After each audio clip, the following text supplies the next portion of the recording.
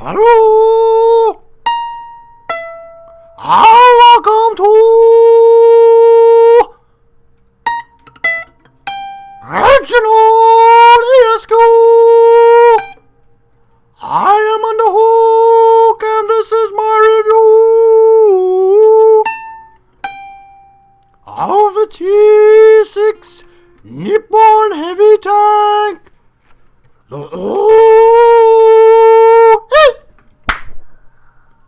So is this tank any good? Yes!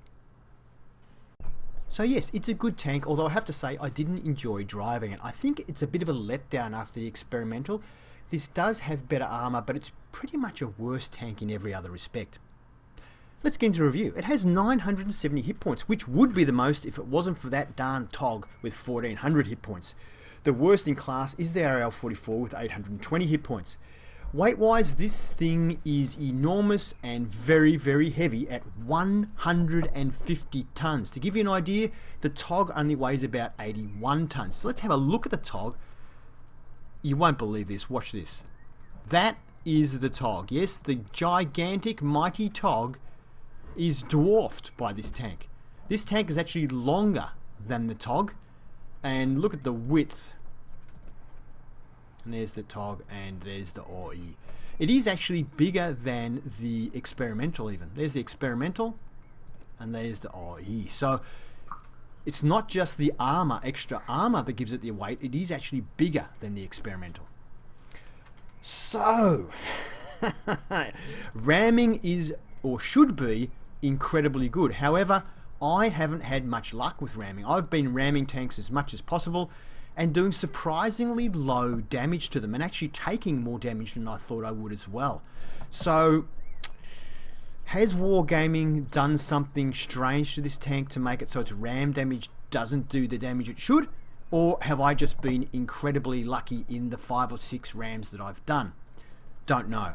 But it seems a little odd. I even have a super heavy spore liner fitted, and yeah. Anyway, it weighs in. Oh, the lightest in class, by the way, is a Churchill 7 at 41 ton. So ram anybody. Speed, it does 29 kilometers an hour in forward and 10 in reverse. Now, the 10 kilometers an hour in reverse is the equal slowest in class, but the 29 in forward isn't the slowest. The slowest is the Churchill 7 at just 20. Oh, except, of course, if you count the TOG only does 14. So 29 seems okay. The fastest in class is the VK3601 at 50 kilometers an hour, but that is only a downhill speed. The VK actually does about maybe 35, 40. So it, most heavy tanks do around the 35 mark. So at 29, it is a bit slow, but it's not tragically slow. So the track traversed on the tank is 22 degrees a second, which is actually about average and not too bad for a tank with this size and weight. The worst in class is the KV2 and the T150, both only have an 18 degrees a second track traverse. And the turret traverse on this tank, though, isn't great at 21 degrees a second. Now, that's the same as the Japanese Tiger as well. The worst in class is the KV2 at just 17 degrees a second. And the best in class is the TOG at 33, although the Churchill 7 has 31, which isn't far off being very good as well. So, 21, yeah, The view range on this tank is exceptional, as it should be. It's 370 meters. However, the Tiger and the VK3601 also have 370 meters. This really should have more than the others since it's so high. I don't know how they get away with explaining that, but anyway, it's the equal best. The worst is the KV2 and the T150. They both only have 330 meter view range. The signal range is awful at about 443 meters and is the second worst. The worst is actually the KV85 at 440, and the best is the ARL44 at about 782 meter signal range. So it's good that it has good view range because its signal range is terrible. Camouflage wise, this tank has virtually zero. I think when I reviewed the experimental I said that it had virtually zero, but no, its camouflage is better than this one. This one is about as close to zero as I think we'll ever get. So that means that if you well, I'll talk about that in a second. Yeah, so if you are within view range of anybody, they will have spotted you. So just assume, if you haven't got sixth sense, just always assume that you're spotted. Sometimes I thought I was miles away from anyone and I started getting hit by artillery. So, yeah, you'll get spotted very, very quickly in this tank. It has fantastic gun depression of 10 degrees, as we've come to expect on Japanese tanks, and an elevation of 20 degrees. That's the equal best elevation depression in class, along with the M6, the AR-44, and the TOG.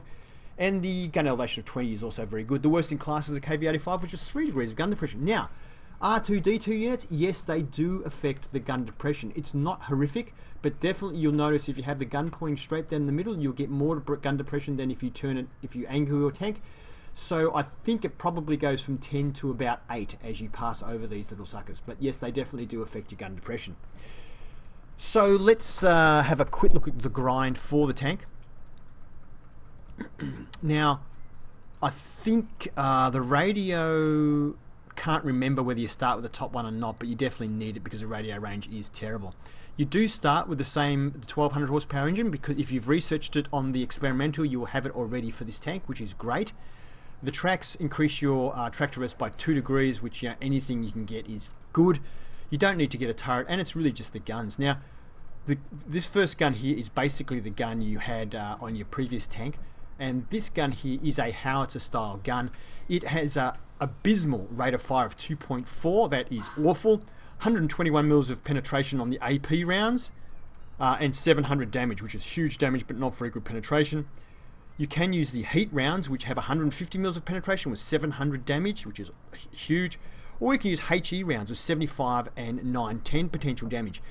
I was using HE with this gun because, as you know, I don't usually like spending money on gold ammo, and I don't think it's really fair for new players to spend money on something that not everyone can afford. So I was using HE ammo, and I got hit a couple of times by a guy just using AP with the same tank. And I used HE on him, and he killed me. And he said, "You don't use HE on this gun, you use AP. Everyone knows that. Only KV2s use HE." I went, "Oh, okay." So I started trying out the AP, and you can penetrate a surprising number of tanks using this ammunition. So actually, it's not a bad idea, and I will show you a game where I do that. 0.58 accuracy is awful. At long range, this gun is horrible. You really do have to be close up to people to hit them. And a 3.7 second aiming time is also awful. So you really do need your armor with such a long load time, and yeah, it's not great.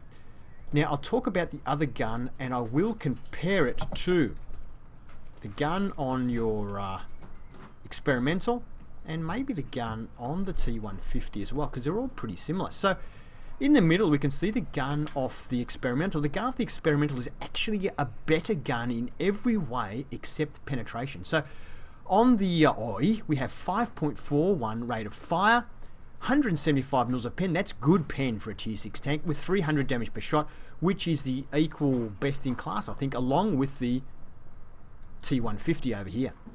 We have a 0.343 accuracy, which isn't great, and 3.2 second aim time, which also isn't great, but are adequate for a heavy tank at this tier. The gun we had on the experimental actually had a superior rate of fire, better accuracy, and a much better aiming time, but only had 130 mils of penetration, which was adequate at its tier.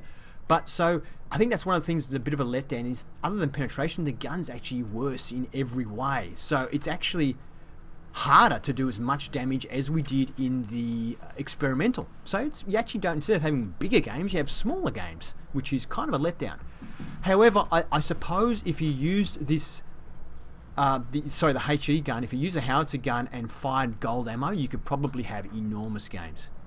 Now, the gun on the T150 is pretty similar. It's slightly better rate of fire, but has a little bit less pen at 167, same damage, worse accuracy at 0.45, and a worse aiming time at 3.4. So really the gun is still very good, and compares really well at Tier 6. I mean, I actually still prefer driving the T150. Mainly because it's a much smaller target. I think that's why. That being a big target is an issue. But anyway, you do get targeted and hit by artillery a heck of a lot. A heck of a lot. Anyway, let's have a look in at Tank Strategy at the armor layer, and then have a look at some gameplay. We'll take it from there. As usual, I forgot to tell you what I have fitted to the tank. So I have a small repair kit, large first aid kit fitted.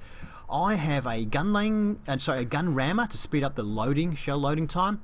I have a heavy spore liner because you get targeted by artillery a heck of a lot, and you do want to reduce any damage from HE. Also, some people will shoot at you out of frustration with HE to try and do some damage. So the super heavy spore liner reduces the damage by 50% so long as it doesn't penetrate, and also reduces the ramming damage, or damage from crashes, rams. So and you do a lot of ramming in this tank.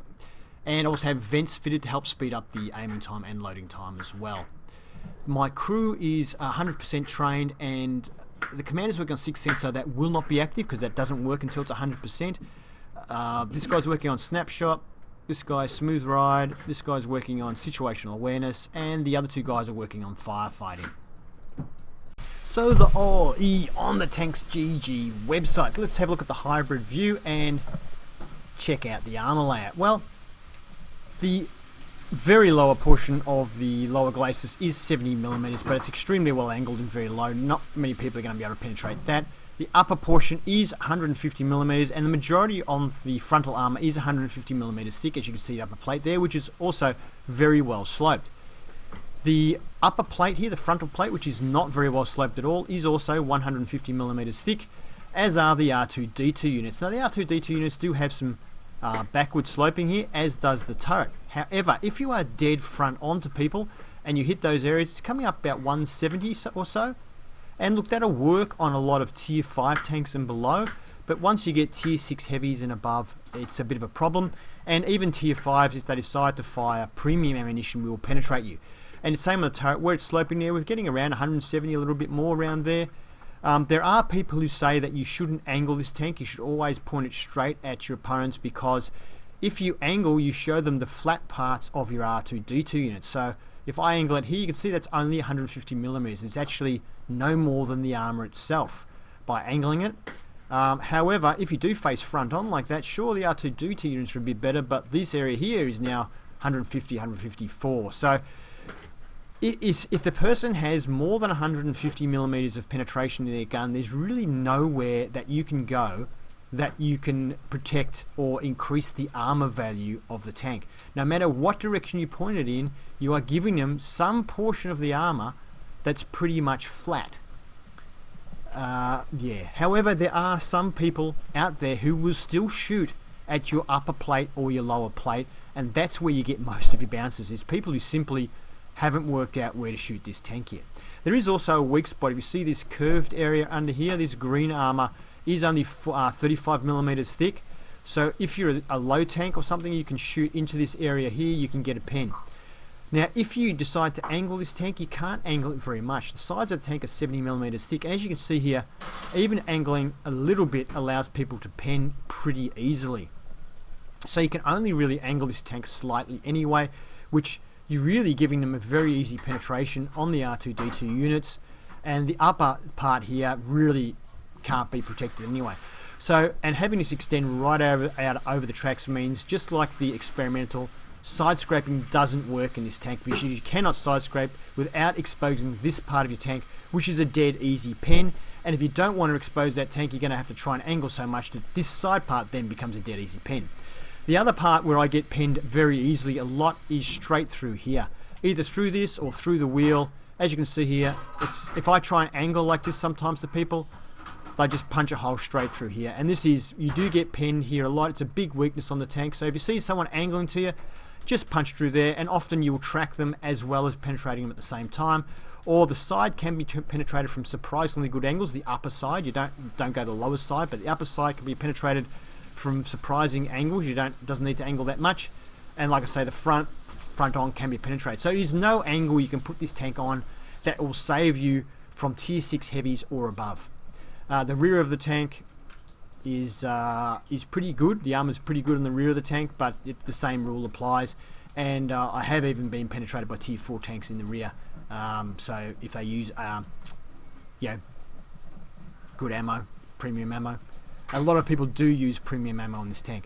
The top deck is a lot better than the experimental. Only had 30mm on top. This has 50mm on top. So you don't get one shot by artillery like you did in the experimental. However, you do get hit a lot by artillery. They don't always fully penetrate though, which is great, and so that's another reason why I have a super heavy spall liner. Because they're not fully penetrating all the time, I'm actually reducing the damage by half that they do, and it's really worth it because if there is artillery in the game, it is almost guaranteed that they will be firing at you. Let's go. The map is ReginaldESQ. We're in our tier 6 OE Japanese heavy tank, and it's a tier 8 game. The enemy has about 4 tier 8 tanks, 3 of them being heavies and 1 being a tank destroyer, so this is going to be very interesting. There's a bunch of tier 7s as well. There's not really that many tier 6s. So this game I have the howitzer gun fitted, so I'm only using HE in the game at this stage. I've changed the allocation of my ammunition so that HE appears first, and we're going to see if we can get a sneaky shot here on an angle. WZ-111, and we do 0 damage with the HE shell. Now I'm assuming that the shell dropped lower than I was aiming at and hit the front track or the front corner of the wheel there and exploded, doing no damage to the tank. But for a HE shell with 9-10 potential damage, that is surprising that it didn't do any damage. So we move in for another shot. Hopefully somebody will pull out this way again. I angle my armor slightly more front on so that I hopefully will bounce any shots coming in and patiently wait. Here we are. This time we hit him roundabout on his gun, or that part, and we do 443 damage. I'm very happy with that against that tank. I do try and aim fairly high with HE ammunition because I do not want to risk hitting the tracks if I can possibly help it. I did aim higher the first shot, but it just dropped low. So we're going for another shot in this WZ, aiming for about the gun area because I figure, you know what, if nothing else I could take his gun out. Now that shot only does 28 damage, so I probably actually did hit his gun. Probably took it out. He fired HE back at me and only did 109 damage. That's because I do have a super heavy spall liner fitted. And artillery, right on cue, does hit us and only does 47 damage. Thank you, super heavy spall liner. By reducing damage by half, it does keep you alive sometimes. I'm assuming that... Oh, look, he snuck around there, didn't he? Oh, he's gone. I'm assuming the FV-304 is going to continuously hit me if I'm spotted, so I decide to stay out of the way for a little bit. And here we go again. Oh, he moved a little bit too soon. Oh, somebody else is coming through, and oh, I'm too late. Had I been quick enough and aimed in the right spot, I could have hit him. Here we go. This time we do 229 damage. Oh, that was a 112 we hit that time, the tier 10. No, that's the tier 8 premium, I think, the 112 premium. Is it a heavy tank? I think it is. Anyway, 229, at least we did something.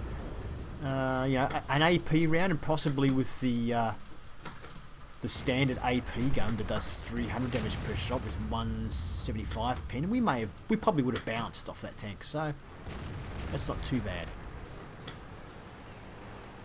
So you notice I'm not going right up to the front line. Here we go, he's not looking at me. I'm pretty happy with that. He was angled, and I think we may have actually hit his track. We definitely tracked him anyway, doing 217 damage to that SU-152. Probably maybe hit near his track because I would have liked to have done more damage. And then I'm going to go and have another shot at him now. I've angled my tank, so hopefully he shoots at the front of my tank. He's looking at me. He might actually be able to see me because of the bush. And we get a good shot in that time doing 360 damage, which is I'm quite happy with that. So you can see it's a bit of a mix when you're dealing with higher tier tanks like this. Whether you would be better off just using the stock AP gun, which does, you know, average damage of 300 per shot. Now at IS here, we're going to come out and have a look. We've got the side of his turret perfect. Goes straight into the side of his turret, but only does 341 damage. So the 70 or so mils of penetration are enough. I'm going for the ram, so I should now obliterate this tank. He probably only weighs about 45 ton. 36 damage. And we reload. And you probably now can see why I think the ramming is very sus. I have a super heavy spall liner, which reduces the amount of damage I take, and I think, can't remember if it increases the damage I do, don't think it does. But anyway, that wasn't much damage. So really, 150 ton should have crushed his tank. Now I'm trying to beat this guy through, but he's in a position to cut me off, but he lets me go. I think because he sees where the tank is and realises by the time he turned around he could actually get obliterated if it's pointing this way. It isn't though, so he lets me have the kill, so thank you to that driver. And that's the end of the game. So that was a class 2 in the tank, and like I say, I've had quite a few rams where I've done very little damage, even to at full speed with another tank heading full speed into me, where I should have just crushed it into pulp and only did about 250 damage. So very strange results with ramming with this tank. But anyway, you can see there we did okay in it for a tier 8 game, for a tier 6 heavy, doing 861 damage and getting a couple of kills, as you can see there. And we finished second for experience, which is alright. 9 shots fired, all of them hit, 8 of them actually did damage, 1861 damage. We received 2 hits which both penetrated. We oh, it says I think that actually was splash damage because the HE shells that hit us. Damaging 4 tanks, destroying 2.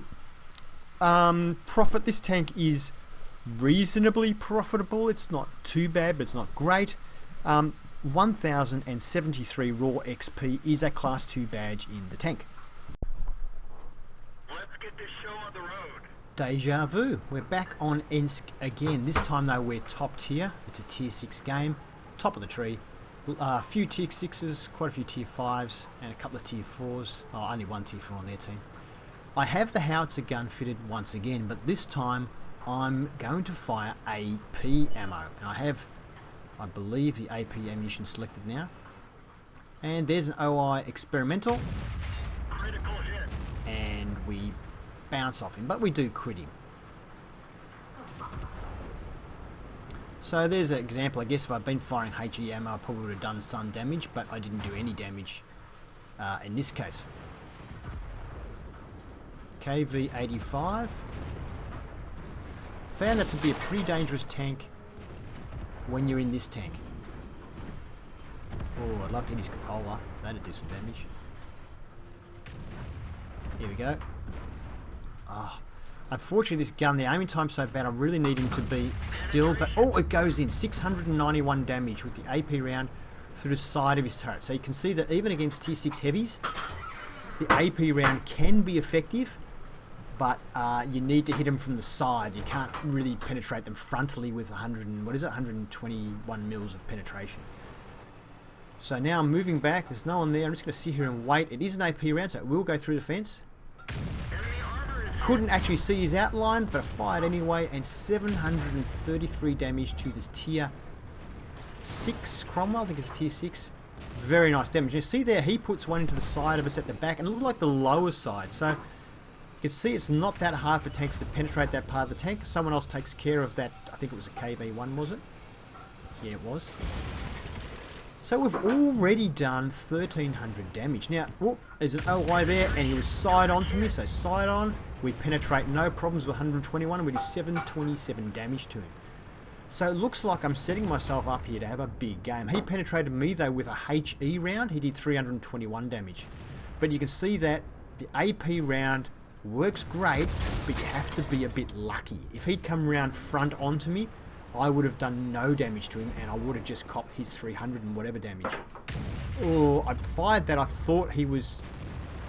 I didn't realise there was a solid object between me and that tank then, so I kind of wasted a shot. The other OE has now hit me with HE again for 271. I'm in a lot of trouble now. Reloading, and I can see a scout tank coming. I'm in trouble, and oh, he hides. Damn it. I'm waiting for this other OI to come back now and shoot me again. Oh, he's lining me up again. And I'm dead. Oh well. So, a short game, no badges, but I just wanted to show you the AP gun. It is a bit hit and miss using AP out of the howitzer, but you can see it does huge damage when it hits, and even though we only landed 3 hits, we ended up with the high caliber medal. So, yeah, we finished second on our team, although, yeah, anyway. we won that battle, did we? Oh, okay.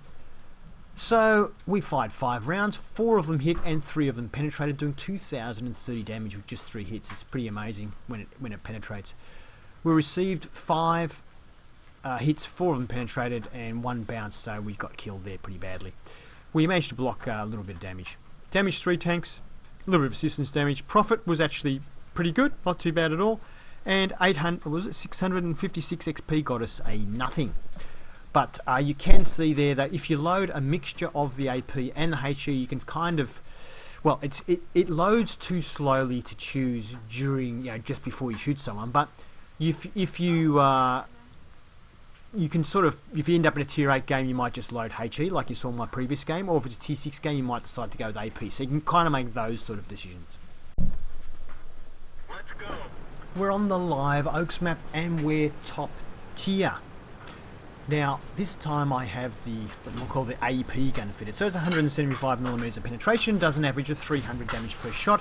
Same gun pretty much as we had on the experimental, except that it does, it's pretty much worse in every respect, except for penetration is better on this gun than it was on the previous tank. Otherwise it's worse in every way. However, I had my best games with this gun because it's more consistent. I don't have to worry about what kind of tank I'm hitting. It works at every tier, and it's a faster reload, and I just felt that it was the better gun for me personally, and probably because I don't use premium ammunition. If I used the other gun with premium ammunition, it would probably I'd probably do a lot better with it. And look, is this tank overpowered is probably the question on most people's lips, and I would say if you use premium ammunition in the howitzer gun, then yeah, it would be overpowered. But it isn't the easiest tank to drive. It's very easy to spot, and as you can see there, I've already been spotted and shot at, and luckily bounced a shot there from the Jagdpanzer IV, which is a low tier tank with probably not enough pen to get me, unless it got me in the side maybe. But in this instance, when you're top tier, yeah, look, it probably is overpowered with either gun. But if people use gold ammo on you, or they simply know where to shoot you, then you can get carved up pretty bad. SG-100 pokes his head around. We did 335 damage on it, so it's a good damage roll. You can see there that E8 looked like he hit us in the lower plate with HE ammunition, which did no damage. So the Easy 8 there, yeah, I can understand him choosing to use HE ammo, but he just obviously either missed or just doesn't know where to shoot this tank. This guy looks like he's going to pop out, so I'm just going to move out. Here he is. And that's the Easy 8 there. We got another shot into him. Once again, that shell landed in front of us. I don't know if he was going for the lower plate again, or anyway, his accuracy wasn't very good. And Panzer 4H has stuck his nose out, and we hit him for 300. So you can see this gun, it plays very differently to tank with this gun. It reloads much more rapidly, and you can defend yourself against multiple opponents. Backs back too far. We only think it did, what was that, only 200, oh, it's 290 damage on that shot. And a Panzer, a VK, sorry. Is he going to come out again, or are we going to... I'll just keep moving. I just want to keep this gun firing, and he's come out too far, that guy. We got hit a couple more times. Panzer 4H flying AP, looks like they bounced. So far, no one's... first bit of damage we'll get is an AP round from AT2, which was behind us. So I put a shot now into the VK. He actually penetrates us with an AP CR round. So he's firing gold. Firing gold, even tier 5 tanks can quite easily penetrate the front of this tank if they don't shoot the upper or lower plates there. We get another one into the Churchill, so he's in trouble. He bounces off us. He can't really penetrate us with standard ammo so long as I don't give him the side of my tank. I decide to now see if I can get this AT2 while he's not looking at me, hopefully. Aiming for the cupola, and I foolishly shoot. Actually looked like the round actually did hit the centre of the cupola, but for some reason didn't pen. Bit of bad luck there. Even though I didn't aim the shot right, it actually looked like it went right. So finish off the Churchill now, and I know you're all saying now this tank is so overpowered, but and it is when you're top tier like this, and you can protect the sides of your tank. Wolverine gets HE into us, and look, only does half damage due to my super heavy spall liner. So, for some reason my gun locked on him. See the ram there? We do 275 damage with the ram. and we managed to finish him off. This guy is using cover very well. I don't really want to shoot his turret in case I get a bounce off the turret. So I'm, and he gives us the front of his tank, thank you. So we finish him off. Trying to angle my armor quickly so it doesn't get me in the side, and someone else finishes off the Wolverine, who did 82 damage to me instead of 164, if he would have done without the Spore Liner. And we managed to nail that Panzer IV-H there. They only have 3 tanks left, the Panzer IV, the Stug 3, and the OI. Get hit by Jagdpanzer in the side, doing 207 damage, so he gets another shot into me as well, doing another 220. And you can see now I only have 80 hit points remaining. So this is an example where, had I not had the Super Heavy Spore Liner, and all those people that fired HE at me had done full damage, I would be dead. So let's have a look now and see where we've been getting hit. So we've got 2 penetrations in the side of the tank there from AP rounds, that's the red marks. Those yellow marks there are, I believe, all HE rounds. So people have been aiming at and hitting the